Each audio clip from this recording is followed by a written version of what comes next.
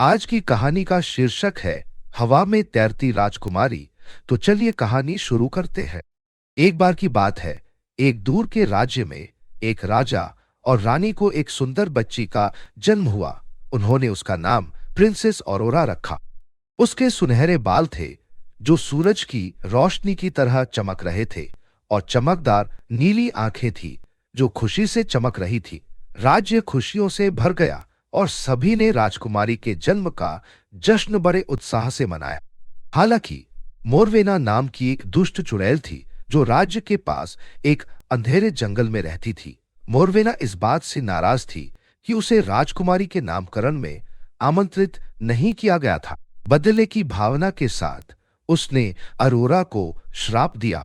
श्राप से राजकुमारी पंख की तरह हवा में तैरने लगी, जिससे वह कभी जमीन पर नहीं टिक सकी। जैसे जैसे अरोरा बड़ी हुई, वह हवा की तरह हल्की बनी रही। वह महल और बगीचों के चारों ओर तैर सकती थी और बह सकती थी। पहले तो यह मजेदार और जादुई लगा, लेकिन जल्द ही यह एक समस्या बन गई। अरोरा अन्य लोगों की तरह जमीन पर चल नहीं सकती थी, और वह अक्सर अकेलापन महसूस करती थी क्योंकि वह अन्य बच्चों के साथ सामान्य रूप से नहीं खेल पाती थी। राजा और रानी ने जादू तोड़ने की हर कोशिश की, लेकिन कोई फायदा नहीं हुआ। उन्होंने राज्य के सभी कोनों से बुद्धिमान लोगों, जादूगरों और चिकित्सकों से सलाह ली, लेकिन कोई भी समाधान नहीं ढूंढ सका। एक दिन एडमंड नाम के एक बहादुर और दयालु राजकुमार ने राजकुमारी ऑरोरा के बारे में सुना। उसने राज्य का दौरा करने और यह देखने का फैसला किया कि क्या वह मदद कर सकता है। जब वह पहुंचा तो राजा और रानी ने उसका आदर से स्वागत किया। एडमंड ऑरोरा से मिला और उसकी सुंदरता से मंत्रमुग्ध हो गया। उसके तैरने के बावजूद एडमंड ने देखा कि ऑरोरा के पास एक दयालु हृदय और एक उज्जवल आत्मा थी। उसने राजकुमारी के साथ समय बिताया, उनके जीवन और उनके संघर्षों के बारे में जाना। मदद करने के लिए दृढ़ संकल्पित एडमंड डायन मोरवेना को खोजने के लिए अंधेरे जंगल में गया। उसने रास्ते में कई खतरों का बहादुरी से सामना किया, जिनमें भयंकर जानवर और रास्ते भी शामिल थे, लेकिन उसने हार नहीं मानी।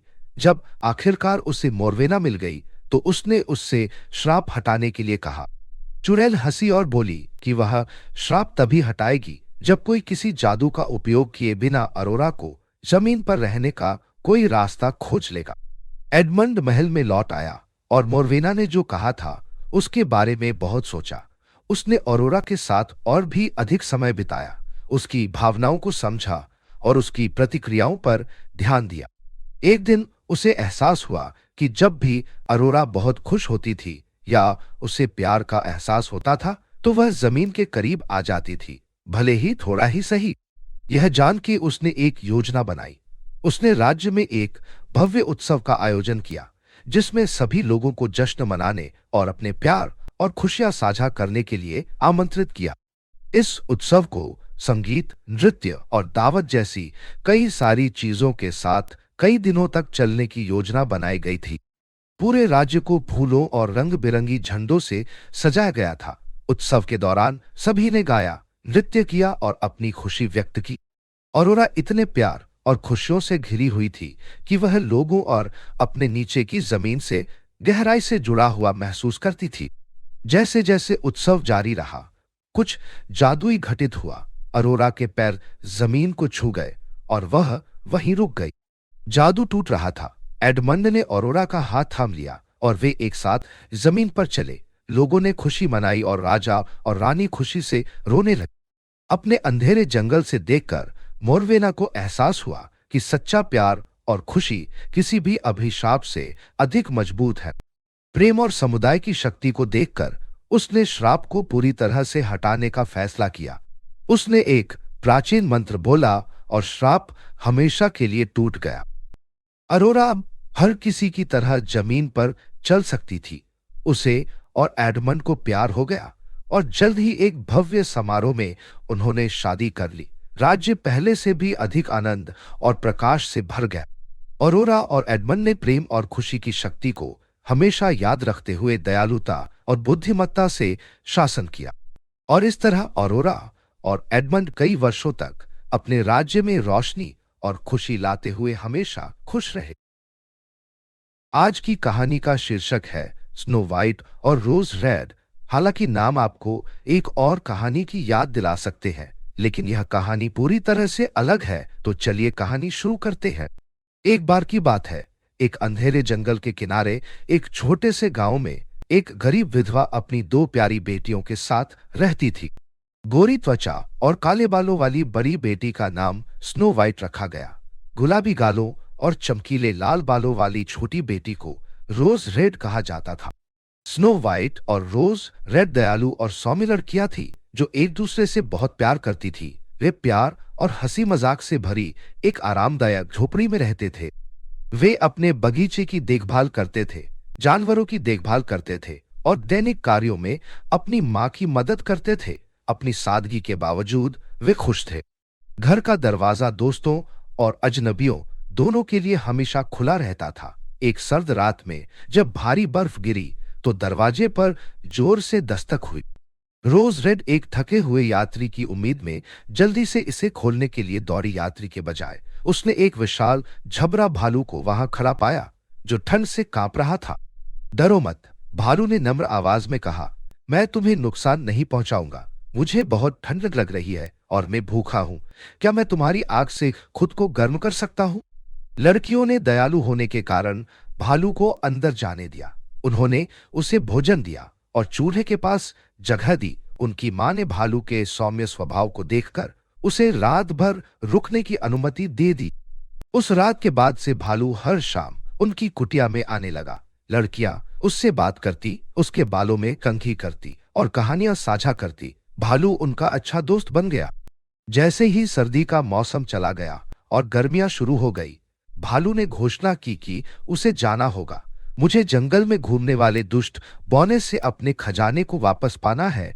उसने धोखे से मेरा खजाना चुरा लिया है, उसने समझाया। स्नो वाइट और रोज रेड उसे जाते हुए देखकर दुखी थे, लेकिन उन्होंने उसके अच्छे होने की कामना की और उसे जाने दिया। एक दिन जब लड़कियां जंगल में फूल इकट्ठा कर रही थी तो उन्होंने मदद के लिए चिल्लाने की आवाज सुनी। उन्होंने आवाज का पीछा किया और एक बौने को अपनी दाढ़ी के साथ एक पेड़ के तने में फंसा हुआ पाया। उसके मूर्ख और एहसान फरामोश व्यवहार के बावजूद दयालु लड़कियों ने उसे मुक्त कर दिया। बौना बिना किसी धन्यवाद के गायब हो गया। ऐसा कई बार हुआ। हर बार बौना किसी तरह की परेशानी में था और हर बार स्नो वाइट और रोज रेड ने उसकी मदद की, लेकिन उसे कृतज्ञता का सामना करना पड़ा। लड़कियों को समझ नहीं आया कि बौना इतना दुष्ट क्यों था, लेकिन वे अपने दिल की अच्छाई से उसकी मदद करती रही। एक शाम जब लड़कियां घर लौट रही थी तो उन्होंने बौने को फिर से देखा। इस बार उस पर एक भालू ने हमला किया था। उन्होंने देखा कि भालू और कोई नहीं बल्कि उनका दोस्त है। बौना भालू का खजाना चुराने की कोशिश कर रहा था। लड़कियों को देखकर बौना चिल्लाया, मेरी मदद करो, मुझे इस जानवर से बचाओ। लड़कियों को देखकर भालू दहाड़कर बोला, लड़कियों रुक जाओ, यह बौना एक दुष्ट प्राणी है। इसने जादू करके धोखे से मेरा खजाना चुरा लिया है। इसकी सारी ताकत इसकी दाढ़ी में छुपी है। यह कहकर एक जोरदार प्रहार के साथ भालू ने बौने को नीचे गिरा दिया। स्नो वाइट ने चतुराई दिखाई और अपने पास रखे चाकू से बौने की दाढ़ी काट डाली। बौना धुएं के गुबार में गायब हो गया और अपने पीछे चमचमाते खजाने का ढेर छोड़ गया। जैसे ही धुआं साफ हुआ, भालू बदलने लगा। वह एक रुआबदार भालू से एक सुंदर राजकुमार में बदल गया। आपकी दयालुता के लिए धन्यवाद, राजकुमार ने कहा। दुष्ट बौने ने मुझे तब तक भालू बनकर जीने का श्राप दिया था जब तक मैं उसे हरा न सकूं। आपकी मित्रता और साहस ने मुझे अंततः श्राप तोड़ने की शक्ति दी।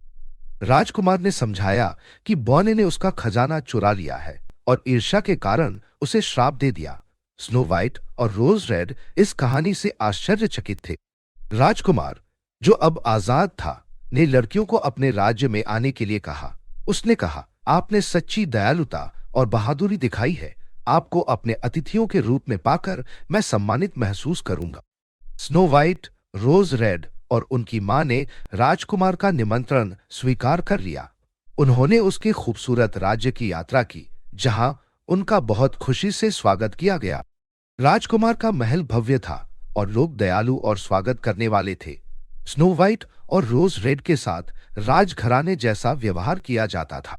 राजकुमार को स्नो वाइट के सौम्य स्वभाव और दयालु हृदय से प्यार हो गया और उन्होंने जल्द ही शादी कर ली। रोज रेड को अपनी उज्जवल भावना और साहसी स्वभाव के कारण राजकुमार के भाई से प्यार मिला, जो उतना ही दयालु और बहादुर था। उनकी मां अपनी बेटियों की खुशी से संतुष्ट होकर महल में शांति से रहती थी। राजकुमार और उसके नए परिवार के शासन में राज्य का विकास हुआ। राज्य शांति और समृद्धि का स्थान बना रहा, हंसी और प्यार से भरा हुआ, और उसके बाद वे सभी खुशी से रहे। आज की कहानी का शीर्षक है सोई हुई खूबसूरत राजकुमारी। तो चलिए कहानी शुरू करते हैं। पहाड़ियों और प्राचीन जंगलों के बीच बसे एक राज्य में एक राजा और रानी रहते थे, जो कई वर्षों से एक बच्चे की इच्छा रखते थे। आखिरकार उनकी इच्छा तब पूरी हुई जब एक सुंदर बच्ची का जन्म हुआ। उन्होंने उसका नाम एलिस रखा, जिसका अर्थ है महान, क्योंकि वह उनके जीवन में रोशनी और खुशी लेकर आई। राजकुमारी एलिस के जन्म का जश्न मनाने के लिए राजा और रानी ने एक शानदार दावत का आयोजन किया।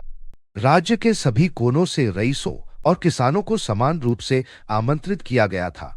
रात भर संगीत, नृत्य और दावतें होती रही। नवजात राजकुमारी को उपहार देकर आशीर्वाद देने के लिए दूर देशों से 3 बुद्धिमान परियों को भी आमंत्रित किया गया था। पहली परी ने एलिस को सुंदरता का उपहार दिया, जिससे यह सुनिश्चित हुआ कि वह बड़ी होकर पूरे देश में सबसे सुंदर युवती बनेगी। दूसरी परी ने उसे दयालुता का उपहार दिया, जिससे उसका दिल दूसरों के लिए करुणा से भर गया। लेकिन जैसे ही तीसरी परी अपना उपहार देने ही वाली थी, दावत में एक बिन बुलाया मेहमान आ गया, एक दुष्ट परी जिसे आमंत्रित नहीं किया गया था। इस बात से क्रोधित होकर दुष्ट परी ने एलिस को शाप दिया, तुम्हारे 16वें जन्मदिन पर तुम चरखे की धुरी पर अपनी उंगली चुभावोगी और मर जाओगी, उसने घोषणा की। एक कर्कश ध्वनि के साथ वह राजा और रानी और उनके मेहमानों को सदमे और निराशा में छोड़कर हवा में गायब हो गई। तीसरी परी, जिसने अभी तक अपना उपहार नहीं दिया था, आगे बढ़ी। हालांकि वह श्राप को खत्म नहीं कर सकी, लेकिन उसके प्रभाव को कम कर सकती थी। उसने कहा, मरने के बजाय एलिस एक गहरी नींद में सो जाएगी जो 100 साल तक चलेगी, और उस दौरान पूरा राज्य उसके साथ सोएगा जब तक कोई सच्चा प्यार करने वाला राजकुमार नहीं आता। अपनी प्यारी बेटी की रक्षा के लिए दृढ़ संकल्पित राजा और रानी ने राज्य में सभी चरखों को नष्ट करने का आदेश दिया। उन्होंने किसी को भी सूत काटने से मना किया। परियों ने अपने जादू से राजकुमारी को जंगल के भीतर एक एकांत मीनार में छिपा दिया। वहां वह अपना 16वां जन्मदिन बीतने तक छिपी और सुरक्षित रहेगी। साल तेजी से बीत गए और राजकुमारी एलिस एक सुंदर और दयालु युवा युवती बन गई। वह उस श्राप से अनजान थी जो जन्म के समय उस पर लगाया गया। परियों ने उसे प्रकृति, संगीत और कला के चमत्कारों के बारे में सिखाते हुए टावर में पाला। एलिस की हंसी से वातावरण गूंज उठा और उसकी दयालुता ने उन सभी के दिलों को छू लिया जो उसे जानते थे। अपने 16वें जन्मदिन की पूर्व संध्या पर एलिस को अपने दिल में एक अजीब सी बेचैनी महसूस हुई। वह टावर की दीवारों से परे जंगल में छिपे राज्य को देखने की इच्छा रखती थी। एक बूढ़ी औरत का भेष बनाकर दुष्ट परी जंगल में चली गई। वहां उसकी नजर उस टावर पर पड़ी जहां एलिस छिपी हुई थी। अपने काले जादू का उपयोग करके उसने राजकुमारी को एक कमरे में बुलाया, जहां धूल भरे कपड़े के नीचे एक चरखा छिपा हुआ था। अजीब यंत्रणा से उत्सुक होकर एलिस चरखे के पास पहुंची। जैसे ही उसने उसे छूने के लिए हाथ बढ़ाया, दुष्ट परी का श्राप पूरा हो गया। एलिस ने धुरी पर अपनी उंगली चुभाई और गहरी मंत्रमुग्ध नींद में सो गई।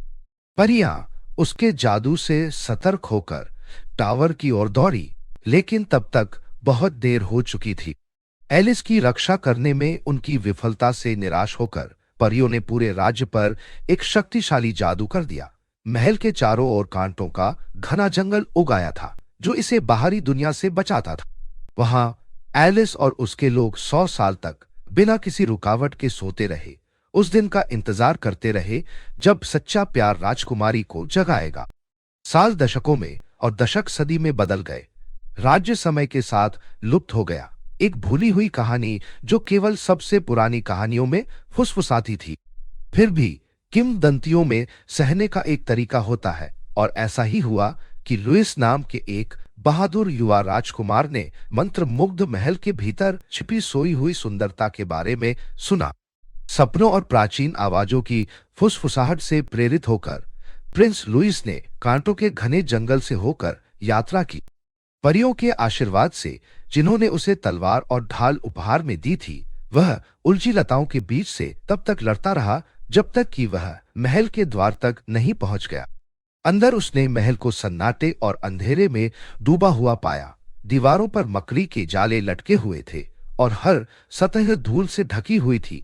जैसे ही वह सबसे ऊंचे टावर पर घुमावदार सीढ़ियां चढ़ गया, उसका दिल भय और आशा दोनों से धड़क उठा। आखिरकार वह उस कक्ष में पहुंच गया जहां एलिस सो रही थी। उसकी सुंदरता समय बीतने के साथ कम नहीं हुई थी। वह एलिस की सुंदरता से उसी पल मोहित हो गया।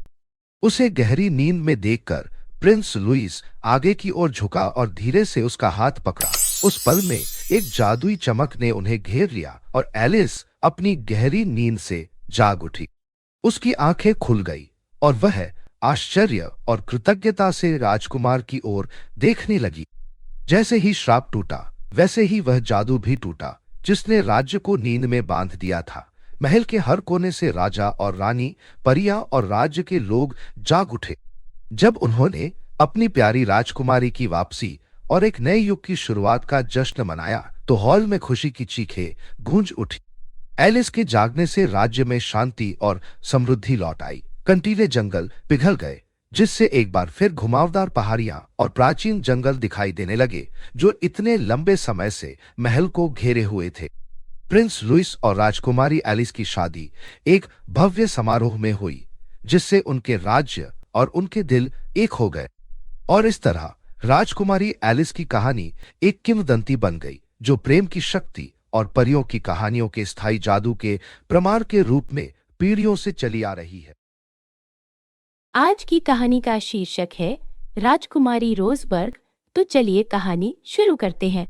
एक समय की बात है, रोजबर्ग नामक जादुई राज्य में आयशा नाम की एक दयालु और बहादुर राजकुमारी रहती थी। राजकुमारी आयशा के लंबे लहराते बाल आधी रात की तरह काले थे और आंखें सितारों की तरह चमकती थीं। उसकी दयालुता और साहस के कारण राज्य में सभी लोग उससे प्यार करते थे।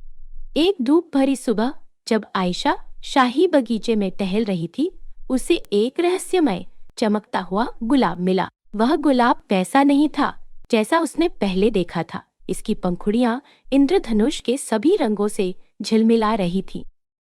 उत्सुकता से आयशा उसे छूने के लिए आगे बढ़ी। जैसे ही उसकी उंगलियों ने पंखुड़ियों को छुआ, एक धीमी आवाज बोली, राजकुमारी आयशा, आपको रोजबर्ग का मंत्रमुग्ध गुलाब मिल गया है। मैं इस गुलाब की परी संरक्षक हूँ। इसमें बहुत जादू है और यह आपकी 3 इच्छाएं पूरी कर सकता है। उनका बुद्धिमानी से उपयोग करें और वे राज्य में बहुत खुशी लाएंगे। आयशा आश्चर्यचकित और उत्साहित थी।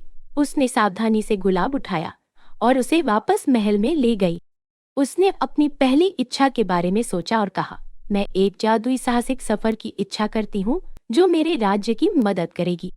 तुरंत रोशनी से झिलमिलाता हुआ एक पोर्टल उसके सामने खुल गया। आयशा ने इसमें कदम रखा और खुद को एक खूबसूरत लेकिन अजीब भूमि में पाया। हवा फूलों की खुशबू से भर गई थी और आसमान गुलाबी और बैंगनी रंगों से रंग गया था। लूना नामक एक मिलनसार यूनिकॉर्न ने उसका स्वागत किया। आपका स्वागत है राजकुमारी आयशा, मैं लूना हूँ। मैं इस जादुई साहसिक कार्य में आपका मार्गदर्शक बनूंगा। आपके राज्य को निकट आने वाले अंधकार से बचाने के लिए हमें प्रकाश के क्रिस्टल को ढूंढना होगा। आयशा और लूना अपनी खोज पर निकल पड़े। उन्होंने मंत्रमुग्ध जंगलों से होकर यात्रा की, चमचमाती नदियों को पार किया और रहस्यमय पहाड़ों पर चढ़े। रास्ते में उन्हें कई जादुई जीव मिले, जिनमें बात करने वाले पेड़, गाने वाले पक्षी और चंचल परियां शामिल थी। प्रत्येक प्राणी ने उन्हें सुराग दिए और उनके सफर में उनकी मदद की। एक शाम जब वे एक चमकती धारा के पास आराम कर रहे थे, एक काली छाया उन पर मंडरा रही थी। यह जोल्टर नाम का एक दुष्ट जादूगर था जो अपने लिए प्रकाश का क्रिस्टल चुराना चाहता था। जोल्टर के पास एक डरावना ड्रैगन था। उसकी आंखें ईर्ष्या से जल रही थी। आपको प्रकाश का क्रिस्टल कभी नहीं मिलेगा राजकुमारी, जोल्टर ने ऊंची आवाज में कहा। यह मेरा है। हालांकि आयशा डरी हुई थी, फिर भी अपनी बात पर अड़ी रही। हम तुम्हें इसे लेने नहीं देंगे जोल्टर। प्रकाश का क्रिस्टल राज्य में शांति और खुशी लाने के लिए है। जोल्टर बुरी तरह हंसा और अपने ड्रैगन को हमला करने का आदेश दिया। लूना, बहादुर यूनिकॉर्न ने ड्रैगन पर हमला किया। उसकी मुंह से निकलती आग को रोकने के लिए अपने सींग का उपयोग किया। आयशा को मंत्रमुग्ध गुलाब और उसकी शेष इच्छाएं याद आईं। उसने तुरंत जोल्टर को हराने और अपने दोस्तों की रक्षा करने की शक्ति की इच्छा मांगी। प्रकाश की एक चमक में आयशा एक जादुई ढाल से घिरी हुई थी। वह ड्रैगन से बचने के लिए अपनी नई ताकत का उपयोग करते हुए बहादुरी से लड़ी। लूना की मदद से वे जोल्टर और उसके ड्रैगन को हराने में कामयाब रहे। जोल्टर यह महसूस करते हुए कि वह बुरी तरह हार गया है, अंधेरे में भाग गया, फिर कभी नहीं देखा गया। खतरा टल जाने के बाद आयशा और लूना ने अपनी यात्रा जारी रखी। वे अंततः चमत्कारों की गुफा में पहुंचे, जहां प्रकाश का क्रिस्टल छिपा हुआ था। गुफा चमकदार क्रिस्टल से भरी हुई थी, जो सुंदर पैटर्न में प्रकाश को प्रतिबिंबित करती थी। गुफा के केंद्र में प्रकाश का क्रिस्टल था, जो शुद्ध उज्जवल प्रकाश से चमक रहा था। आयशा ने ध्यान से प्रकाश के क्रिस्टल को उठाया और पास रख लिया। उसने क्रिस्टल के साथ रोजबर्ग में घर लौटने की अपनी आखिरी इच्छा का उपयोग किया। एक पल में वह और लूना महल के बगीचे में वापस आ गए।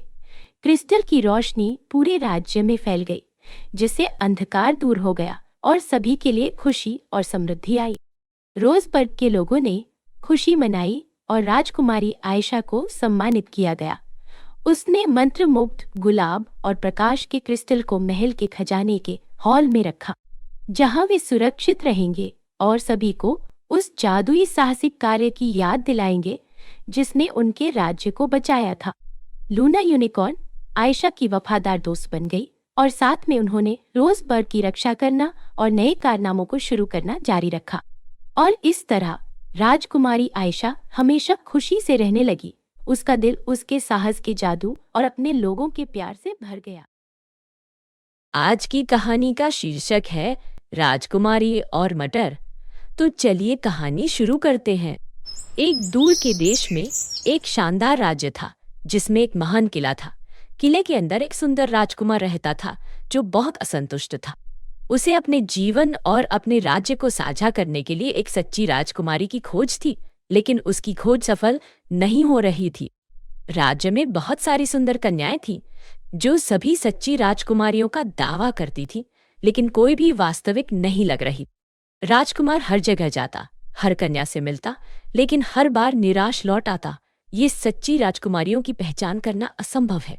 उसने अपने पिता राजा को शिकायत की, धैर्य रखो मेरे बेटे, जब सच्ची राजकुमारी आएगी तब तुम्हें पता चल जाएगा। राजा ने एक बुद्धिमान मुस्कान के साथ उत्तर दिया। राजकुमार ने सिर झुकाया, थोड़ा अधिक आशा महसूस करते हुए, और अपने कक्ष में विश्राम करने चला गया। उस शाम एक भयानक तूफान राज्य में आ गया। बिजली आसमान में चमकी और बारिश किले की छत को बाजार की हजारों घोड़ों की तरह पीटी थी। इस आंधी के बीच किले के दरवाजे पर एक भीगी हुई, कंपती हुई युवती खड़ी थी। मैं एक सच्ची राजकुमारी हूँ, उसने कहा। क्या मुझे कृपया सूखे कपड़े और रात के लिए आराम करने का स्थान मिल सकता है? राजा ने उसका स्वागत किया। वह एक सच्ची राजकुमारी होने का दावा करती है। उन्होंने बुजुर्ग रानी माता को सूचित किया। रानी माता चुप रही, लेकिन अपने मन में सोची, हम जल्द ही देखेंगे। रानी माता ने राजकुमारी को एक नाइट गाउन दिया और कहा, मैं आपके कमरे की तैयारी करती हूँ, तब तक इसे पहन लो। फिर वह काम करने लगी, एक बहुत ही असाधारण तरीके से। पहले रानी माता ने बिस्तर से चादर और गद्दे को हटा दिया। फिर उन्होंने बिस्तर पर एक मटर रखा। मटर के ऊपर उन्होंने 20 गद्दे डाले, प्रत्येक परत को एक नरम रजाई से अलग किया। अंत में उन्होंने ऊपर के बिस्तर को कपड़े से ढक दिया। जब राजकुमारी आई तब बिस्तर इतना ऊंचा था कि उसे उसमें प्रवेश करने के लिए एक सीढ़ी की आवश्यकता थी। उसने सीढ़ी चढ़ी, गद्दे के ऊपर चली गई और अपनी मोमबत्ती बुझा दी। अगले सुबह नाश्ते में रानी माता ने राजकुमारी से पूछा, प्यारी राजकुमारी, क्या आप अच्छे से तो सोई ना? ओह, बिल्कुल अच्छे से नहीं। राजकुमारी ने कहा, मैं आपके मेहमान नवाजी की प्रशंसा करती हूँ, लेकिन रात भर कुछ हट्टा कट्टा और असहनीय बिस्तर के नीचे मुझे चुभ रहा था। रानी माता ने राजकुमार को देखा और कहा, मुझे लगता है हमने तुम्हारी सच्ची राजकुमारी को पहचान लिया है। केवल एक असली राजकुमारी ही एक मटर को 20 गद्दों और 20 रजाई के बीच में से भी महसूस करने में इतनी संवेदनशील हो सकती है। तुम्हें उससे तत्काल विवाह करना चाहिए। राजकुमार उत्साहित हो गया।